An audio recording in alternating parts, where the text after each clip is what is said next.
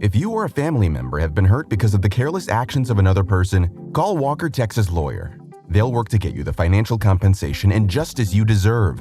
They have 40 years of experience, and you don't pay unless you win. Call 713-881-9653 today for a consultation or go to walkertexaslawyer.com.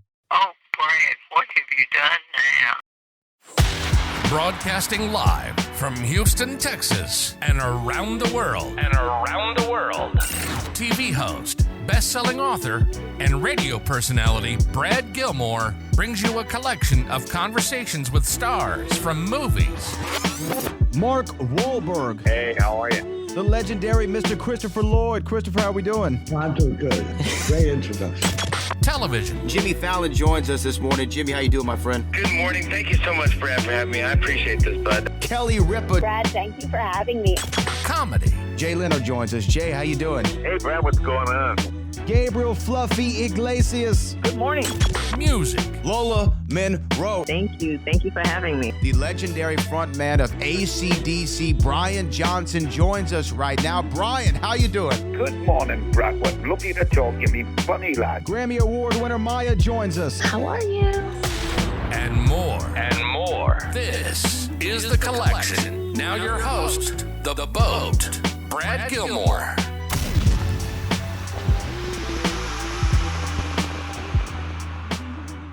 And we're so excited to have them joining us on the show today. We're talking about the brand new show, Obliterated. It's going to be debuting tomorrow on Netflix, and the creators of the show are here with me, Josh, John, and Hayden. Guys, how y'all doing? We're great. Excellent. Thank you. Well, hey, look, congratulations on yet another show. I know the people are really going to love this one. Just from looking at some of the materials and what there's been online and the synopsis, sounds like a show that's right up my alley. But Josh, why don't you give people kind of the elevator pitch, if you will? What's the premise of the show, Obliterated? Premise of the pitch is basically you're launched right into the third act of what would be the action movie about a bomb that's going to annihilate Las Vegas. And we meet the Special Forces team that's gone undercover at day clubs, nightclubs in Vegas to find, the arms traffickers who are going to sell this thing to the highest bidder. They crash through windows. They kill every bad guy. They, bring in their bomb deactivator. And with seconds left, he actually clips the wires and saves Vegas from obliteration. So because this is a clandestine operation and no one can know what this was, they throw themselves the ultimate party in Vegas, with, camels and drugs and booze and sex and people telling each other off. It's the office Christmas party, on steroids and LSD. And at the height of the debauchery, the phones ring and they learn that the bomb they deactivated was a decoy. The real one is going to go off in 7 hours if they don't release the bad guy. So they basically have the next 7 hours and the next 7 episodes to find this bomb, deactivate it, or Vegas will be obliterated. Unfortunately, now they're obliterated, and all of their dysfunction, is going to kind of, chase them around the whole night. Oh man, just sounds like a show that's right up my alley. Hayden, like when y'all are, well, I guess the better question is, and excuse me if this is mundane, but how does like a concept like this come up? Was this inspired by another story that y'all liked, or is this something y'all were just spitballing to each other? When you finish making a movie, we tend to film on location. So, you're with the crew and it's almost like a camp for like a couple months. And at the end of the shoot, usually you throw a big wrap party and a lot of the crew and cast are not going to see each other again because, you're only together for that one movie.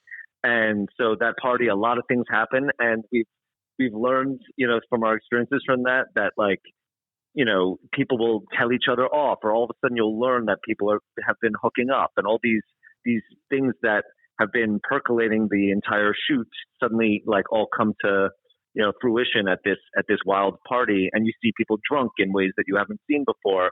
And we just thought like, oh, wouldn't it be funny if like, oh my God, wait, there was a problem with the film stock, and we need to do reshoots, and we actually all have to be together again just when you thought you'd never see these people again. So it was taking that kind of concept and putting it in an action setting. We love old school action.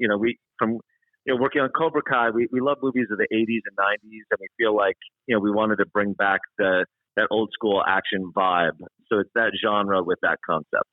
And John, when you get this concept and you think, okay, maybe we got something here, what's the immediate next step for people who might not know? Do y'all go straight to Netflix and say, we got an idea? Do y'all go in a room and write a few episodes and then pitch it? Like, what's the next step there? No, I mean, we put together a pitch, it was, about a 20 to 30 minute pitch.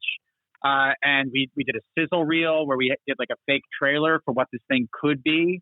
And then we went around town and we pitched it to all the different platforms.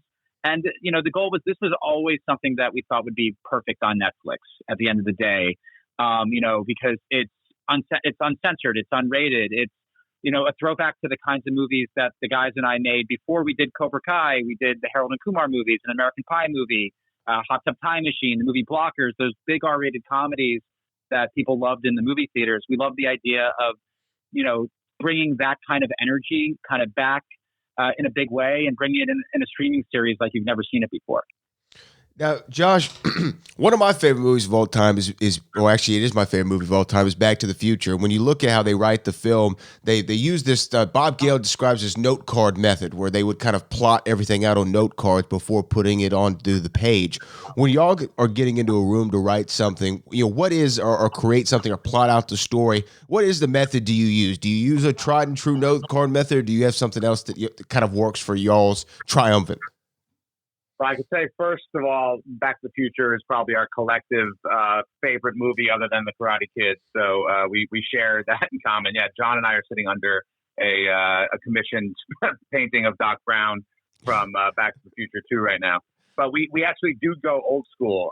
During COVID, briefly, we had to move to a virtual writer's room and, kind of have note cards that were on computer screens, which does work, but we're very tactile, very analog guys, and there's just a tremendous benefit to putting things on the cards. If you saw the writer's room we're in right now for the final season of Cobra Kai, the giant wall space is just covered in probably hundreds, if not 1,000 note cards, because we get really specific, by the season, we get really specific by the character, we get really specific by the episode, by the act, by the moment, and it's enormously helpful to have something in your hand that you can move around, and it's a nice puzzle to put together.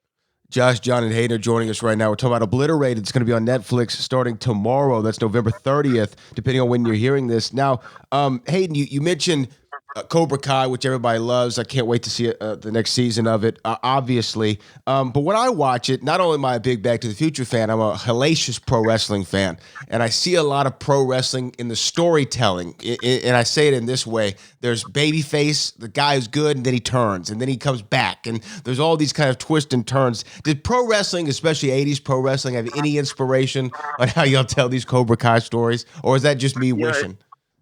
It's funny, it wasn't a conscious effort to do that, but we grew up in the height of that era, WWF days and beyond. And I think that, when we write for Cobra Kai, we write for the kid in us. And I think that we remember those types of twists and turns. And we always joke that this genre, when we took Karate Kid and turned it into a series, we kind of made it a soap opera, like its own karate drama that we did. And in a lot of ways, wrestling has its own soap opera story that you're following. And so I think that there's just an overlap when you're following characters that are quote unquote bad or the heel, that you want to see, they can't just be the same all the time. You love them because they're bad, but you like to see twists and turns, and I think that there is an overlap, so you're not crazy. Okay, now speaking of Cobra Kai, John, there was the video that came out, I'm sure people have already asked you about this last week, with Macho and Jackie Chan talking about a new Karate Kid movie. I don't know if you can say any of this or if y'all have any connection, I'm not exactly sure, but is that going to be an offshoot of Cobra Kai? Is there going to be involvement from you all, or is this something completely separate? It's something that's completely separate. We are in the loop. Ralph's our guy. So we're big supporters of him and always rooting for him. So, as scripts have come in on that movie, we've taken a look at those things, given our thoughts here and there. We've talked to the director a little bit, and he's a great guy. He's a big Karate Kid fan and Cobra Kai fan. But when it comes down to the creative on that, we really have no connection to it. It's really outside of the Cobra Kai story. Daniel Russo's there. I'm not going to spoil, the ways that he's involved, but it really has no bearing on what's going on in the Cobra Kai series. Now, Obliterated, it will debut tomorrow on Netflix. We're all excited to see it. Now, Josh, just to go back to one more thing about Back to the Future. I know that y'all are big Back to the Future guys. I remember y'all were throwing out an idea of even doing a Back to the Future style series. I asked Bob Gale about it myself, if that was something he would give his blessing to, but he's very protective of the franchise. Was that a real idea that y'all have, or sketched out in your office somewhere of an idea of a Back to the Future series? I'll say unequivocally, yes. We have what we think is just a fan favorite idea that we've never seen circulated out there, that we, based on our instincts and our love of that franchise and the fandom, think would really sing. We know that Bob and other Bob Zemeckis have said for years they have no interest in retouching this. I'm actually friendly with Michael Clasteren, who worked on the original and wrote some books about it as well, who said the same thing.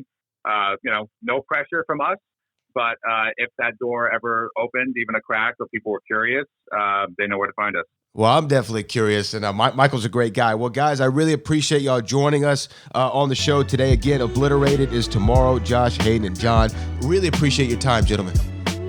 Thank you. Thanks so much. Hey, super.